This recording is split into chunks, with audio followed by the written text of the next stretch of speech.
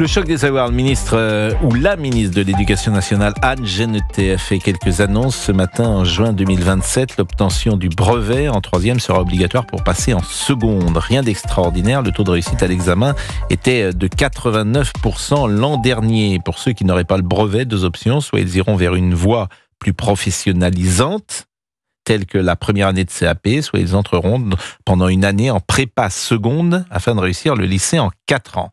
Pour les élèves qui passeront le bac en 2027, une épreuve de bac de mathématiques sera instaurée en première à partir de juin 2026 sur le modèle de l'épreuve anticipée de français. Je vous propose d'écouter Anne Genetet. Elle était ce matin l'invitée de BFM. L'idée, c'est d'avoir un vrai diplôme, d'abord un diplôme qui soit vraiment avec la vérité des notes. Il n'y a plus de correctif académique, il n'y a plus d'académie qui va gonfler artificiellement les notes. Et au bout du compte, on a quelque chose que je veux pouvoir être motivant pour les élèves qui se disent, j'ai envie de leur dire, c'est quand même une grande étape dans leur vie. Je passe un vrai examen avec toutes les règles que représente un examen avant celui qui sera pour l'entrée éventuellement dans l'enseignement supérieur, que sera le baccalauréat. Donc c'est vraiment un temps très important dans la formation d'un jeune et je veux que ça soit motivant pour lui.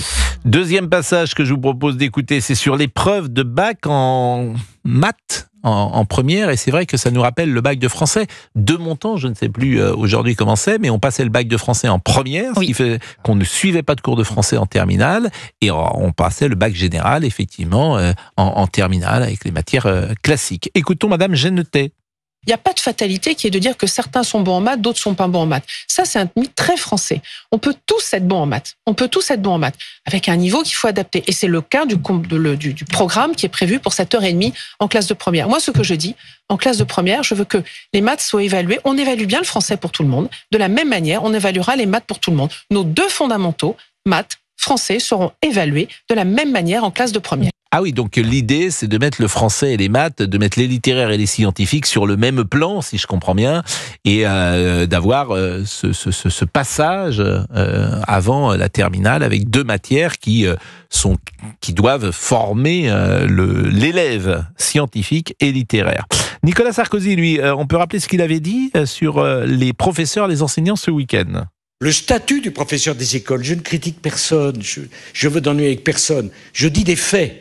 C'est 24 heures par semaine, mais François-Xavier, ce qu'on ne dit pas, 6 mois de l'année. Eh oui, parce qu'entre les vacances et les week-ends, alors je sais bien, il faut préparer des cours. Maternelle, grande section. Je sais qu'il faut corriger les copies. Et je sais que c'est un boulot difficile d'être enseignant. Mais il faut dire la vérité maintenant. Nous n'avons pas les moyens d'avoir 1 million d'enseignants. Anne Genetet, justement, a répondu au président de la République, l'ancien président de la République, toujours sur BFM ce matin. On a deux réalités dont il faut tenir compte. On a une réalité démographique et une réalité territoriale. La réalité démographique, c'est rien qu'à cette rentrée. On a perdu 100 000 élèves. C'est juste la démographie. C'est la vérité. C'est rentrée la pyramide prochaine, des âges, quoi. 100 000 élèves encore de moins. La réalité territoriale, c'est qu'il y a une grande disparité. Des territoires où il y a vraiment besoin d'enseignants et des territoires où on a trop d'enseignants. On a suffisamment d'enseignants. Depuis 10 ans, on a perdu 750 000 élèves. Donc, c'était logique de s'adapter, d'adapter notre échelle de nombre de postes au nombre d'élèves que nous avons à accompagner. Nous sommes avec Benoît, qui est professeur de lycée à Lille. Donc, ça va être intéressant peut-être d'écouter Benoît, d'abord sur les décisions, les annonces de Madame Genetet. Bonjour Benoît. Bonjour Pascal. Vous êtes professeur de mathématiques ? Je suis professeur de mathématiques à Lille, oui, tout à fait, en lycée. Je pense que nous nous sommes eus régulièrement depuis, tout à fait. Il me semble, c'est bien cela. Et que vous adorez les espaces vectoriels. Ah, à chaque fois je vous parle des espaces vectoriels, vous savez pourquoi ? C'est que je vous rappelle que quand j'ai fait seconde C, en 1981, sans doute, on faisait les espaces vectoriels auxquels j'avais du mal à tout comprendre, parce que dans l'abstraction, j'étais en difficulté. Et aujourd'hui, je crois qu'on fait les espaces vectoriels en maths sup ou maths spé, c'est vrai ? Exactement, tout à fait. On fait ça en post-bac maintenant. Non mais c'est fou, c'est-à-dire que jusqu'en terminale, on ne parle pas d'espace vectoriel. Absolument pas, non, du tout. Ça commence en première année de prépa. Bon, est-ce que vous diriez, par exemple, que ça, c'est un signe de l'abaissement du niveau d'instruction mathématique ? Mais Pascal, vous mettez le doigt là où il faut. En effet, c'est un des signes. Maintenant, les espaces vectoriels, c'est quand même un cas extrême. Vous savez, contrairement à ce que pense Monsieur Sarkozy, hier, je corrigeais des copies, même si c'était un week-end. Je corrigeais des copies de seconde d'un devoir maison. Sur les 32 copies que je corrigeais, il y en avait 5 ou 6 qui ont mal appliqué le théorème de Pythagore. Le théorème de Pythagore, on est en 4e. Voulez-vous d'autres exemples plus frappants encore? Non, on peut rappeler ce qu'est le théorème de Pythagore, parce que je vois que Monsieur Olivier Guénec a pris son stylo et sa feuille. C'est vrai? Oui. Il doit savoir qu'un AB carré, ça fait un AC carré plus un BC carré dans un rectangle. Alors, le théorème, c'est ce qu'on peut démontrer, et l'axiome, c'est ce qu'on ne peut pas démontrer. C'est bien cela. Exactement, voilà, donc, tout à fait. Donc un axiome, par exemple, en mathématiques? L'axiome d'Euclide. L'axiome d'Euclide, c'est par un point, on ne peut faire tracer qu'une droite parallèle à une autre. Ça se démontre pas. Et alors, oui, et ça, Vous tracez une droite, vous tracez un point qui n'est pas sur cette droite, et bien par ce point, on ne peut faire passer qu'une droite. Il y a parallèle à la première. Exactement. Il y a l'axiome également. Vous avez du sucre, vous avez des crêpes. Vous faites une crêpe sucre. Bon, que pensez-vous de l'idée, d'abord, de faire passer une épreuve anticipée de mathématiques en première et de mettre finalement les mathématiques sur le même plan que le français? Pardonnez-moi, j'éternue. Excusez-moi. À vos souhaits. Donc, que pensez-vous de cette idée de mettre ces deux épreuves ensemble? Déjà, un grand merci à Madame la Ministre de nous avoir envoyé un mail à 5h50 ce matin, un long mail. Je vois qu'entre le 11 novembre et la matinale, elle devait avoir un peu de temps libre pour le faire et nous prévenir avant les médias. Cela étant dit, non, c'est une très bonne chose. Maintenant, sur quoi va-t-on évaluer les élèves en première, sachant qu'avec le bac à la Blanquer, on a essayé de refaire on a essayé de faire du bricolage. Bricolo et Bricolette sont en train de faire du bricolage sur un programme pour ceux qui n'ont pas choisi l'aspect maths en première à 1h30, sauf que ce programme, il est complètement déconnecté. Déjà, il est tout simple. Les élèves s'ennuient et se posent la question, mais quel est le rapport avec ce qui va suivre si on veut faire en terminale maths complémentaire, par exemple? L'idée de faire une épreuve en première, c'est une très bonne chose. Ça va faire le point. C'est vrai qu'on fait le point en français, c'est vrai qu'on pourrait faire le point en maths, mais ma question est, c'est sur quel programme va-t-on se baser? Sur le moins 10 ans? Si c'est sur le moins 10 ans, c'est sur ceux qui font 1h30 de maths par semaine.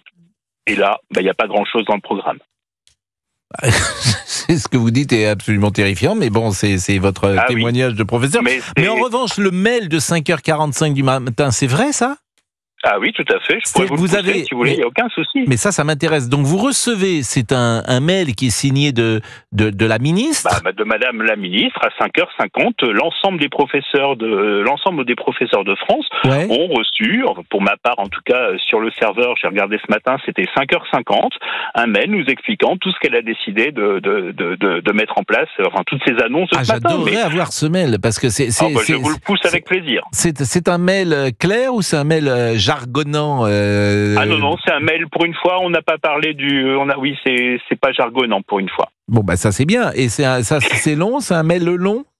Ah oui, il fait une bonne page. Oui, il est très long. Non, mais je vois Olivier Guénec pourquoi vous souriez? Non, mais j'aime vos questions, c'est tout. Mais j'ai encore le droit de sourire dans cette émission?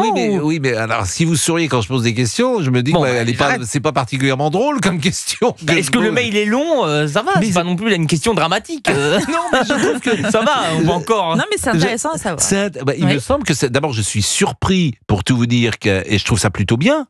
D'ailleurs, Benoît, que la ministre s'adresse directement à tous les profs de cette manière-là, en disant voilà comment ça va fonctionner, je trouve que c'est plutôt bien. Oui, ça nous change de M. Blanquer qui parlait d'abord aux médias avant de parler aux profs. Ça, c'est clair. Bonne remarque. Et puis le brevet, est-ce que vous trouvez que c'est une bonne chose qu'il y ait un examen de passage?